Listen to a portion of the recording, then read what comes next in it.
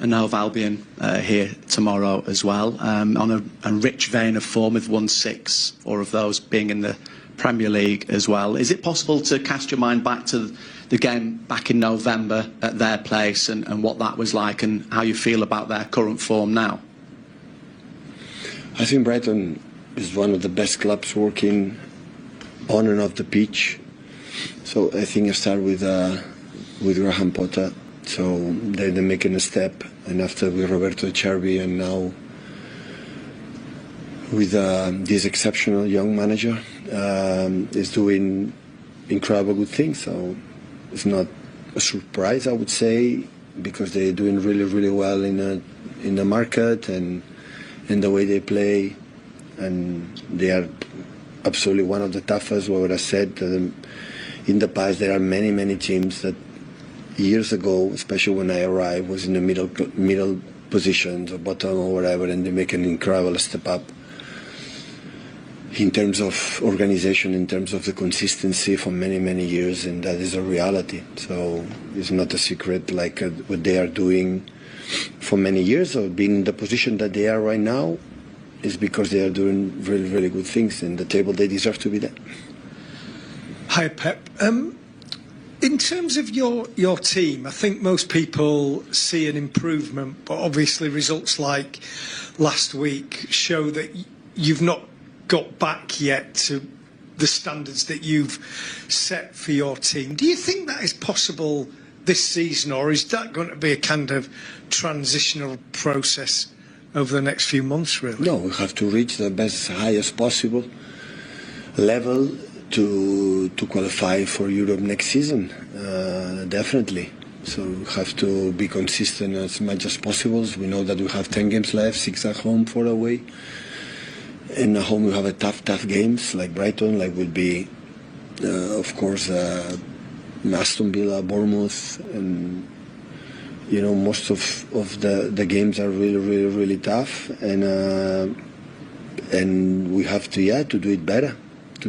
Because there are many, many teams in this target, and we miss an important chance last week that we deserve, because we do things that we are not like we define in the past as a team. At the end, we concede few, the goal and not an action that Eddie saved, no more than that. In the team have been really good, but still of that we are not like we are. So that's why when I don't like the way we played and we don't win, it's fine. So I like to deserve the success. I like to deserve what we win. And so far that game we didn't deserve it. I think you said last week that Lewis Dunk wasn't far off. Is he available tomorrow? It's getting closer, but it's still not an option. So hopefully he can use the international break so that he will be back for the game against Nottingham. Okay, and then Tariq Lamptey back from suspension tomorrow. Is he available? He's okay? He will be an option, yeah. Okay, yeah. And any new absences or anyone close to coming back? No, nothing new, so it stays the same. Matt O'Reilly still has a little bit problems with his knee, so he won't be an option for tomorrow, but also he can use the international break quite good to be an option for Nottingham. 6 wins in a row. I realise you said last week that you subscribe to Tony Bloom's belief that momentum doesn't exist, but confidence and belief does. So does this international break almost come at a bad time, really? It's always the same question when the international break comes. So I always see advantages, disadvantages. And for me, the most important as a coach is to make the best out of it. And to make the best out of it means to use this time to analyze, to reflect, to plan the next weeks, to try to really figure out what do we need for the final third of the season. But we still have 1 game to play before the international break, and there's our biggest focus on with the match against Manchester, and therefore we really try to go with a humbleness into this game, to stay grounded, to keep believing in our style of play, keep believing that we can beat every opponent, and also with a bit of enjoy to go there and try to outwork and outrun the opponent, and that's what we really try to focus on before the international break. So Fabian Hutzler more keen to focus on Brighton and the situation they are in at the moment, and it's a great situation to be in. 6 on the spin in all competitions. Another win over City puts them right in the mix for Champions League football. Yeah, this is really big for Brighton. Obviously, like you say, on a good run, but I think it's even bigger for Manchester City. There's teams queuing up to take them over. The pressure's definitely on Manchester City. As far as Brighton are concerned, Fabian Hutzler hit the nail on the head for me there. Intensity. And it's really difficult for these young coaches because they all idolise Pep Guardiola. They all grew up based on their philosophies and their ideas on Pep. So I think they're all in a bit of awe of him sometimes when they come across him, which you are when you meet your heroes. But I just hope they go for the jugular with Manchester City. I hope they play with intensity. I hope they really run at Manchester City and don't sit off and respect them. I mean, we see there, that was A to B, Mitoma goal of the season, goal of the month, should I say. But the way that front four for Brighton are just kind of fluid, always willing to work forward, and there's the man of the moment, as far as I'm concerned. Danny Welbeck has been absolutely outstanding. He's the more father figure in that front four. But yeah, Brighton in a really good moment, but it's going to be difficult up at the Etihad. Yeah, describing Danny Welbeck as a father figure, I mean. Well, he is. How old is he? 34? Is that not fair? Sorry, that was just to follow on what Glenn has said, and the fact that Brighton are that front line is really, I mean, it's the whole team and the whole team effort, but the front line is really very fluid and it's eye-catching and attractive to watch. And the reason why it could be an asset for Brighton in this game is because Kusanov is still learning the game. Walker's gone now, so they are 2 positions, right full back and right centre half, I should say, that are vulnerable, if you like, in that City defence. And we've seen teams take advantage of it before. They've conceded 38 goals so far this season. That's the most that they've ever conceded by this stage. I think, if they concede in this goal in this game, then that could go beyond defensively and negatively so what any Guardiola team has experienced since he's been at the Etihad. So Brighton with a real opportunity. They've got that industry in midfield, they've got that cutting edge up front. João Pedro's been doing fantastically well.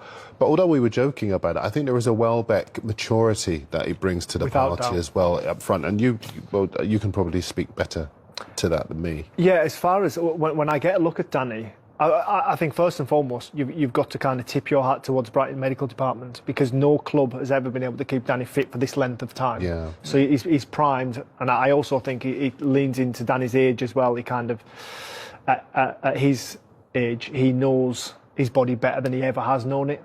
So I think that there's that first and foremost, to get him playing week in, week out.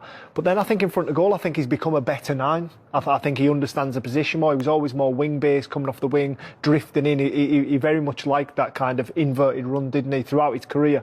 But now I see more of a clarity in front of goal, more calmness and coolness, and just being in that position. And what I feel more than ever in Danny's career, when that ball drops within 10 yards of the goal, I feel super confident he's going to hit the back of the net.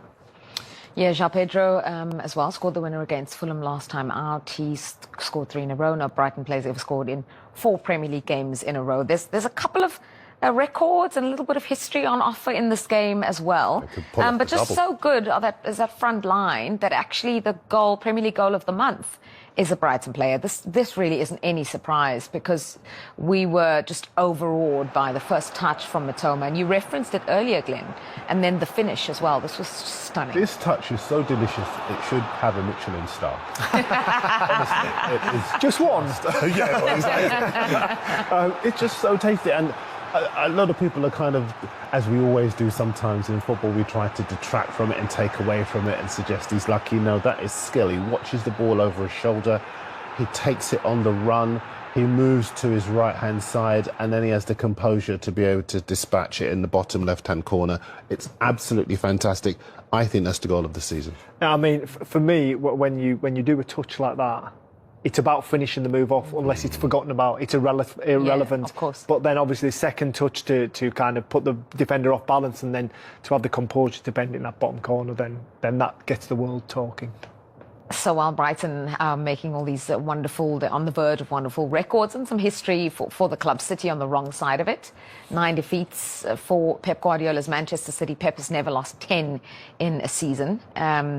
He's on the verge of that. It could happen before the season ends. Still 10 rounds to go. As Glenn said, and rightly so, this match is so much more high pressure for City because there are teams waiting to pounce. They are, and they know that they're trying to bed in new players.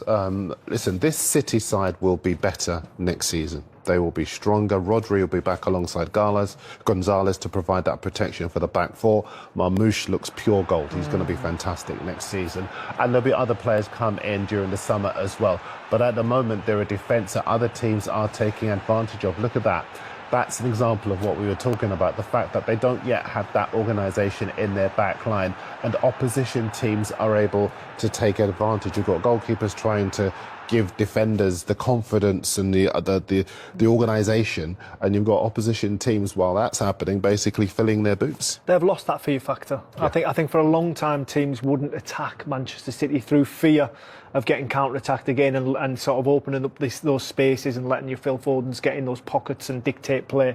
But now there's a real fragility about City that people believe they can get at, and that goes back to the point I made about Fabian Herzl approaching the game with intensity, not sitting off and letting City have the ball and show how good they are, because they're still a top team. It's about trying to get at their weak spots, and like we say, goalkeeper, defenders, they're not quite settled at the moment. I think our opposition teams know they will score goals. Haaland will score goals. He's still competing for the Golden Boot. Marmoush will score goals, and there are other players in the front line who might score goals, although Foden's having nowhere near the season he had last time around.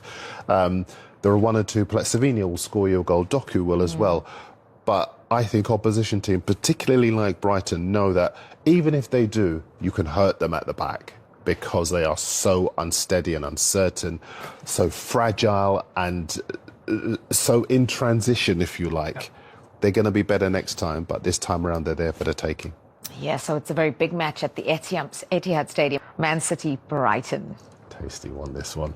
Yeah, you should go first. You should go first, Glenn. Yeah. No problem at all, Jules. I'm going to go. I'm toying 2-0 or 3-1 Brighton. 3-1 Brighton. Ooh. No, I think City going to take revenge in this one. 2-1 City. Oh, for the first time, they don't agree.